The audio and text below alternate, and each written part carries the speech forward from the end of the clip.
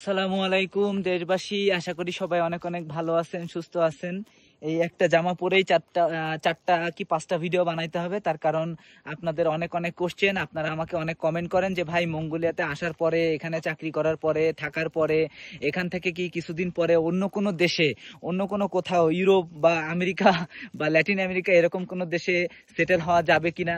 তা আমি বলবো যে এখান থেকে মঙ্গোলিয়া থাকার পরে বছর খানিক পরে বা বছর দুই পরে আপনি এখান থেকে অন্য কোনো দেশে সেটেল হতে অবশ্যই পারবেন, যদি আপনার কোম্পানি আপনাকে সহযোগিতা করে এবং আপনার ইচ্ছা থাকে এবং আল্লাহর ইচ্ছায় আপনার যদি চেষ্টা থাকে, তাহলে আপনি অন্য কোথাও এখান থেকে অন্য কোনো দেশে সেটেল হতে পারবেন। কিন্তু অবশ্যই আপনি যে কোম্পানিতে চাকরি করেন এই কোম্পানিতে কিছুদিন স্টে করতে হবে।